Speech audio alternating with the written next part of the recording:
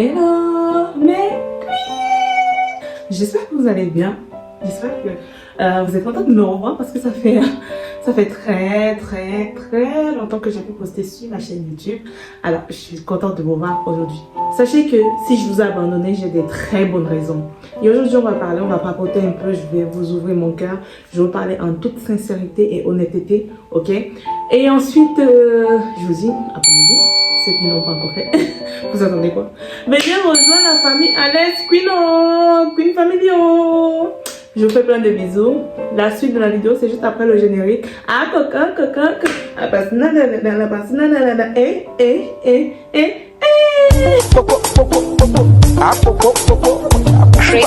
Bianchi on the track. Nous sommes rentrés de vacances. Une semaine après, ma dernière s'est brûlée. Je vais vous expliquer en détail. C'est un peu difficile pour moi de vous parler de cela. Je me suis beaucoup remis en question. Je me suis beaucoup jugée. Je me suis beaucoup en voulu. En tant que maman, on s'en veut toujours parce que c'est de notre devoir de protéger nos enfants. Alors, il faut savoir que Naïs, elle avait 16 mois. Sachez que Naïs, c'est une petite fille qui bouge beaucoup. Vous allez voir dans mes vlogs, en fait, quand on était en Afrique, elle bouge beaucoup. Une petite chippie, comment je peux vous dire ça? Comment je peux la décrire même? Une petite chippie, vous voyez le genre d'enfant qui touche à tout et dès que tu viens, elle fuit. Et sache que quand tu repars, elle revient. C'est exactement comme ça que je peux décrire ma dernière qui s'appelle Beryl Naël. C'était un vendredi, je me rappelle très bien de la date. Pourquoi? Parce que j'avais un rendez-vous à 11 h. J'avais déposé la grande Néliapis à l'école. À 8h35, j'étais déjà à la maison parce que l'école c'est juste derrière chez moi. J'ai commencé à nettoyer la maison, faire mon petit ménage et tout.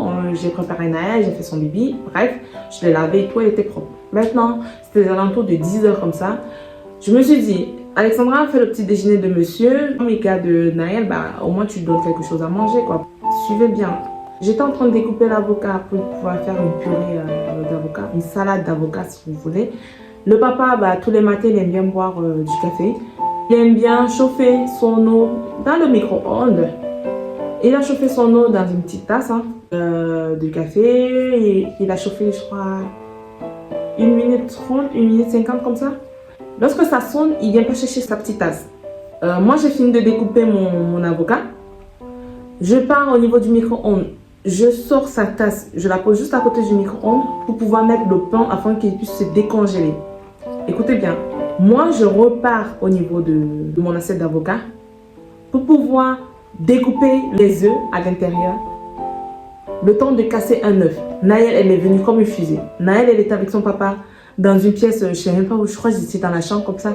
Elle est venue comme une fusée. Tu sais quand tu veux t'embrouiller avec quelqu'un là et que la personne vient en courant, genre la personne vient déterre et tout. Elle est venue. Je voulais me tirer la tasse que j'avais mis à côté. Je dis Naël, hey. Tu sais, quand tu dis hey, elle fuit.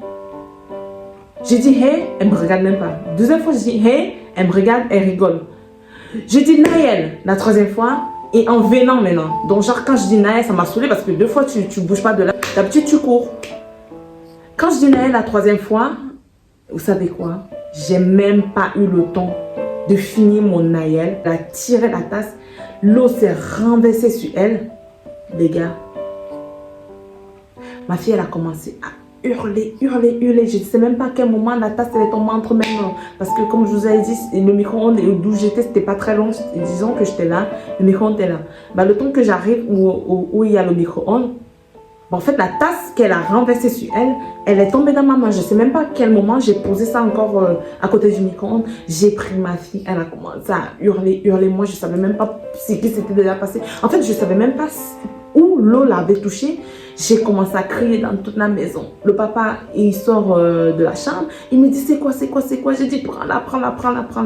Et les gars, là, je vous raconte, franchement, j'ai pas envie de pleurer parce que ça fait déjà quand même 1 mois. Et je trouve que j'étais archi méga pas bien. Je me suis en voulu, comme je l'ai dit au début de la vidéo. Bref, je vous raconte la suite. La petite écrit, moi, je suis paniquée. Le papa, il est paniqué. Le papa et moi, on s'agresse même pas une parole, genre, on est là, mon Dieu, qu'est-ce qui vient de se produire là? La petite écrit. Le papa, il a récupéré, comme je vous ai dit. Il enlève ses vêtements. Elle portait une salopette, hein, bien belle, bien chic, bien jolie, parfumée et tout. Sentait bon parce que je n'ai fini de la laver. La petite, on enlève ses vêtements. On enlève ses vêtements et une. De là, je vais appeler les pompiers. Je ne sais même plus où il y a mon téléphone. Je dis, papa, je ne sais pas où il y a mon téléphone. Il me donne son téléphone. Au lieu d'appeler les pompiers, ben, j'appelle la police. De là, je dis allô et tout, s'il vous plaît, ma fille vient de se brûler. Et là, la dame au téléphone, elle me dit, bah non, ce n'est pas le numéro des pompiers, c'est la police. Je dis, madame, excusez-moi, est-ce que vous pouvez me donner le numéro des pompiers? C'est la police qui m'a donné le numéro des pompiers pour vous dire à quel point j'étais même plus, genre, on dirait que j'étais même plus moi. De là, j'appelle les pompiers et je vous jure, ils ne sont même pas venus en 5 minutes. Vous savez, quand c'est urgent comme ça, il y a certains cas, ben, en fait, on vous passe le médecin des SAMU. Et ben, le médecin des SAMU est en train de me rassurer, me dire, madame, vous inquiétez pas et tout. Mettez-la sous l'eau froide. Rincez-la seulement, ne frottez pas. À un moment, le papa, il commence à me crier dessus. Mais dis-le qui vient tout de suite, dis-le qui vient tout de suite. Pourquoi elle parle au téléphone au lieu de venir et tout? Et là, je lui dis, mais écoute, elle est en train de me donner des instructions, ça sert à rien de commencer à t'énerver parce que je peux aussi m'énerver contre toi. Genre, tu vas t'énerver contre moi, je vais m'énerver contre toi. Restons calmes, ça sert à rien qu'on commence à s'embrouiller et tout. De là, en fait, le papa commence à pleurer. Et non, on dit cho, c'est comme en camerounais, on dit ouais. Ou alors en français, c'est genre, en fait, comment je peux expliquer ça? Ouais, en camerounais. Ouais. Déjà, ouais. En béninois, c'est comme Asia. Maintenant, comment je peux expliquer ça en français? Tcho, c'est comme... attendez. Tcho, c'est comme on dit en français que... En gros, tcho, genre... tcho, dans cette situation, c'est comme si... genre... Seigneur, voilà. Tcho, c'est comme Seigneur. C'est comment... ça, c'est en camerounais. Vous ne pouvez pas tout me demander aussi. Bref, c'est comme s'il disait aussi Seigneur, du genre, Tcho, genre il est dessus, il est désolé, voilà, c'est un peu ça qu'il ressentait. Il est dessus, il est désolé et tout. Pareil, le même sentiment que moi. Il commence à dire, Tcho, ma fille, on a brûlé ma fille et tout. Ma fille et tout. Plus il versait l'eau, plus la peau là, à ce niveau-là, au niveau de la poitrine et tout, ça tombait quand on voyait ça. Mon Dieu, mais moi j'ai commencé à pleurer, j'ai failli m'évanouir en fait. Je ne sais même pas comment j'ai fait pour ne pas m'évanouir. Parce qu'en gros, je me suis dit, tous les deux, le papa et moi, soit on se déchire, soit on reste unis. Donc c'est mieux qu'on reste unis pour la petite en fait, pour pouvoir en fait rassurer la petite qui est en train de pleurer. Donc contenons nos émotions à nous. Donc à un moment, je me souviens, je suis partie à la cuisine, j'ai commencé à pleurer. Je viens voir le papa il a la façon ça. Genre déçu, il est dégoûté et tout. Et la petite elle pleure. Vous savez quoi? Je préfère rigoler dans cette vidéo pour pas en fait rester dans la négativité. Parce qu'aujourd'hui, ça va beaucoup mieux, sachez-le. Là, quand je tourne cette vidéo, elle va beaucoup mieux. Et vous allez comprendre encore plus tard et tout ce qui est arrivé. Donc, j'évolue. Maintenant, les pompiers, ils sont arrivés même pas 5 minutes, hein, ils sont arrivés à quoi? Même, ils sont arrivés 6 comme ça chez moi. Ils arrivent, pareil, ils me rassurent. Première chose, ils me demandent combien de temps on l'a mis dans l'eau. Je dis franchement, je ne sais pas. C'est quand je vous ai appelé que le médecin du SAMU m'a demandé de la mettre dans l'eau. Donc, c'est à ce moment-là que je l'ai mis dans l'eau. Il me dit non, il faut qu'on la mette vraiment longtemps dans l'eau pour que son corps il puisse vraiment refroidir en fait. Et que la plaie en fait arrête de brûler, arrête de la brûler. Je prends sa bassine de bébé, je la mets à l'intérieur, on la laisse de l'eau, elle pleure, j'essaie de rester le plus calme possible. Le papa, il est un peu parti de côté pour pouvoir ainsi, voilà, arrêter d'être triste et tout, pour pas que la petite, elle crame. Parce qu'en vrai, elle était beaucoup plus forte que nous, je tiens à le préciser, beaucoup plus forte que nous. On la refroidit encore dans la bassine et tout. Et ensuite, bah, pour pouvoir l'habiller en quelque sorte, l'essuyer pour qu'on puisse faire les premiers soins, on va dans ma chambre. Le SAMU, il arrive, parce que là, c'était les pompiers. Maintenant, le SAMU, il arrive pour pouvoir faire les premiers soins. Et là, ils sont tous là. On est dans ma chambre et tout. Ils me demandent maintenant, madame, qu'est-ce qui s'est passé? Je vous jure qu'ils m'ont dit, qu'est-ce qui s'est passé? C'était plus la même vibe et tout. Genre, imagine-toi, tu es en train de contenir des émotions, tu es dégoûté, tu as envie de, voilà, tu as envie de tout casser, tu as envie de pleurer, tu n'es vraiment pas bien. Et là, on te pose la question, qu'est-ce qui s'est passé? Donc, ça veut dire les émotions que tu essayes de refouler depuis le début, et ben, on te demande de les exprimer. Genre, exprimer la scène veut dire faire subvenir en fait certaines émotions que tu essaies de refouler. Je sais pas si vous comprenez un peu ce que je veux dire, mais en gros, c'était mon état. Et de là, quand il me pose cette question, j'ai commencé à pleurer. Si vous savez comment j'ai commencé à pleurer, vous savez quand un enfant il pleure là, j'ai commencé à pleurer en disant, ouais et tout, comme je vous ai expliqué, la tasse, elle est venue, elle a tiré la tasse, mais en fait, j'étais à côté alors que je pouvais l'arrêter et tout. Vraiment, je pleurais comme ça là, les larmes, ça devait brûler, mais Alexandre se dit, on pleure pas. Franchement, j'étais à côté et tout. Genre, je sais pas pourquoi, depuis le début en fait, quand j'ai dit, hey Naël, je suis pas venue, je sais pas pourquoi je lui ai fait confiance alors que je sais très bien que elle là, avec son esprit de béninoise là, elle ne comprend rien dans tout ce qu'on peut lui dire. De là en fait, je me suis envolée en fait, je me suis dit, mais vraiment mon Dieu, franchement si on pouvait voir l'avenir, c'est que en vrai, les œufs, on s'en fout de ça. J'aurais pu balancer les œufs, je ne sais où, pour venir récupérer la tasse et la mettre en haut. Je me suis dit, mais qu'est-ce qui s'est passé? Mais Alexandra, ça veut dire que tu es une mauvaise mère, ça veut dire que on peut te prendre ton enfant. Vous connaissez, non? On peut te prendre ton enfant que ouais, tu gardes pas bien ton enfant, ou alors on peut croire que tu gardes pas bien ta fille et tout. Bref, alors que non, c'est pas ça, c'est juste que je voulais faire le petit déjeuner de monsieur et ensuite aller me laver rapidement et ensuite partir à mon rendez-vous qui était très important pour moi. Je tiens à le préciser. Donc, en ce moment-là, je me suis dit, mais attends, peut-être en fait, dans ma tête, on dirait, j'ai commencé à... Sachant que Naël, en fait, de mes deux enfants, c'est l'enfant qui m'a le plus fait galérer dans ma vie depuis que je suis maman. Et sachant que c'est l'enfant, en fait, avec qui j'ai fourni le... Comment je peux dire? Je dirais pas le moins d'amour, mais le moins d'attention.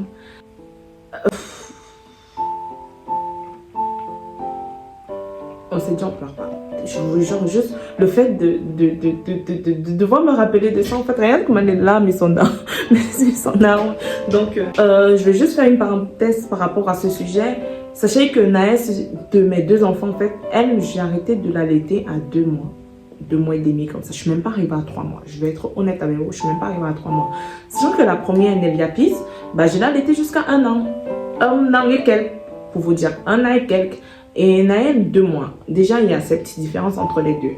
Et Naël, bah, après mon accouchement, j'ai eu une galère. Après, j'ai eu une dépression. J'ai eu une baisse de confiance en moi. Franchement, c'est vraiment pas facile. Hein.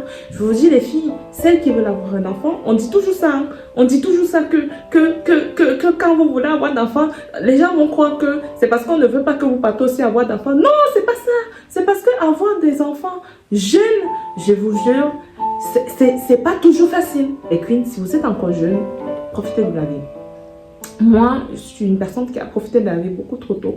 Ma mère peut le témoigner. Beaucoup trop tôt. Donc, quand j'ai rencontré le papa, je me suis dit, bon, j'ai envie de me poser, quoi. Et sachez que j'étais très jeune. J'avais déjà cette mentalité-là. Pour revenir au sujet de Naël, c'est pour vous expliquer comme quoi, de mes deux enfants, en fait, c'est la personne qui me touche le plus. C'est la personne, en fait, où, qui peut, voilà, un peu toucher mon côté maternel un peu plus. Alors que Nelia, c'est un sucre, quoi. C'est un bonbon, Nelia. Nelia, elle est douce. Comment elle s'appelle, Nelia? Pis, là. Pis, là. Qui signifie la paix en anglais. Sachez que c'est vraiment la paix. Genre, elle est plus posée que Naël. Naël, là. Elle a le comportement de son père, le comportement de moi-même, mais beaucoup plus pour moi. Parce que moi, alors, ça donne ça. Donc, il faut qu'elle fasse même des trucs. Et je vous jure, ça me rappelle trop moi. Ça me rappelle trop moi. Je me dis, mais à un moment donné, c'est pas normal de ressembler autant à sa mère comme ça. Prends un peu de ton père. Mais bon, je vais faire commencer mon enfant, je vais la jeter. Donc, bref. Les pompiers me rassurent, me disent, madame, ne vous inquiétez pas, c'est pas de votre faute, ça n'a pas arrêté. Il suffit toujours d'une petite fraction de seconde, et ça c'est très vrai, pour que un malheur il arrive, ou alors qu'un accident il arrive tout simplement. Donc, vous inquiétez pas, on va la soigner, tout ira bien. De là, j'ai dit, vous êtes sûr et tout, la cicatrice ne va pas rester sur elle. Est-ce que on va pouvoir en fait la soigner correctement, parce qu'une brûlée, moi je tiens, moi j'en ai eu pas mal, déjà ça peut témoigner. Ils m'ont rassuré, ils m'ont dit, vous inquiétez pas, on va la soigner, on a l'habitude, donc ça ira. Les premiers soirs à la maison, ensuite nous sommes partis à l'hôpital avec Naya. Et de là, en fait, dans la voiture des pompiers, je me suis fait cette petite vidéo parce que moi, j'aime bien les souvenirs. Je vous laisse la regarder. J'étais en train de rassurer Naël. En vrai, moi aussi, je n'allais pas, mais tellement je voyais ces petites merveilles assez super méga forte. Je me suis dit, mais waouh quoi, waouh. J'ai mis au monde une blonde, Naël, en fait, quand tu la regardes, tu sens qu'elle a un truc, mais tu n'arrives pas à savoir c'est quoi le truc. Alors Naëlia, quand tu la regardes, tu sais que voilà, tu arrives facilement à la cerner, à la deviner. Alors Naël, elle est comme une étoile en fait qui brille. Je parle de mes enfants, voilà. Nous sommes arrivés à l'hôpital et de là en fait, il fallait nettoyer la plaie. Hein. Il fallait que je la tienne très fort. Hein. Et on l'a nettoyée, la fille elle pleurait pas. Même les infirmières, c'est chaud qu'ils ont dit, mais elle a quel âge? J'ai dit, elle a 16 mois. Ils disent, mais attendez. Bon, il y a même les vieux papas ici qu'on soigne ici, ils crient là comme s'ils voulaient accoucher. Et elle, une petite fille comme ça, elle pleure pas. Je dis, bah écoutez, c'est Naël, hein. C'est Naël, hein. Naël, c'est Naël tout simplement. Et de là, en fait, votre gros cas était Naël. Je tenais Naël comme ça, ma tête était là-bas. Je déteste l'hôpital. J'arrivais pas à regarder comment nettoyer sa plaie. Bref, on finit de nettoyer la plaie. Le médecin vient, elle me donne des instructions, elle me rassure aussi encore. Hein, et elle me donne des ordonnances pour pouvoir acheter des médicaments. Et aussi une ordonnance pour qu'un infirmier passe à mon domicile tous les jours pour pouvoir nettoyer la plaie. Sachez que le lendemain, ce côté de son visage, genre comme ceci, autour de la bouche, ici là, bon, on a constaté que l'eau avait aussi pris cette partie. Donc la peau, elle a commencé à quitter. Donc imaginez-vous un peu, du jour de la brûlure, on était un peu plus calme. Le lendemain, tu te réveilles, tu vois ton enfant que là, le papa et moi, on était archi pas bien. Il essaie de me rassurer, j'essaie de la rassurer. Mais bon, je vois dans ses yeux qu'il n'est pas bien, il voit dans mes yeux que je suis pas bien. Mais on n'a pas toujours obligé de se serrer les coudes. Hein. Et Naël toujours forte. Hein. Marissa, elle n'a pas arrêté de jouer, elle ne pleurnichait pas toutes les 2 secondes. Elle était normale. Même moi, j'étais choquée pour vous dire. Je rentre en contact avec un infirmier. L'infirmier, il vient à la maison. Il nettoie la plaie de Naël. On a fait ça pendant environ 1 semaine et demie. La plaie cicatrisait super bien. Deuxième semaine de la plaie, elle a commencé à avoir des boutons. Des boutons, pourquoi? Je ne sais pas.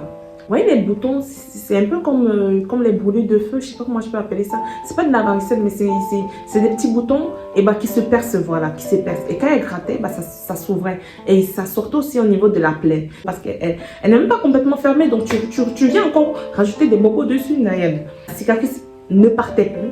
De là, en fait, le papa s'est dit, mais attends, si elle continue comme ça, la cicatrice va rester à vie. Parce qu'à un moment donné, on utilise des produits, on ne sait même pas si c'est les produits qui lui créent une allergie ou pas. Donc, rebelote, un deuxième problème. Je contacte un médecin, on va chez un médecin. Le médecin nous donne un traitement. Le traitement, sachez que le traitement, je l'ai utilisé 1 semaine. 1 semaine, j'ai pas vu de différence. Je contacte un deuxième médecin, il nous dit ouais, c'est pas une allergie, ça doit être une infection de la peau, je sais pas ce qu'il m'a raconté. Bref, il nous donne des antibiotiques, il nous donne une crème antibiotique qu'on doit passer sur elle, on doit lui donner de l'amoxicilline et tout. Comment vous dire que je l'ai donné ça le matin? Le soir, elle avait 4 fois plus de boutons. De là, j'ai dit au papa que non, c'est pas possible, c'est la crème là qui est en train de sortir plus de boutons comme ça. Là, le papa il me dit, peut-être qu'elle avait ça dans le corps, c'est en train de tout sortir. Mais quand je vous dis, ça a envahi son corps. De là, j'appelle ma mère et tout, j'explique à ma mère, je dis à ma mère que, attends, là, c'est chaud, c'est plus 2-3 boutons que je voyais par-ci par-là, mais là, c'est chaud. Et de là, ma mère, elle me dit, vous connaissez les mamans blêmes? Elle me dit oui et tout, que... et anti.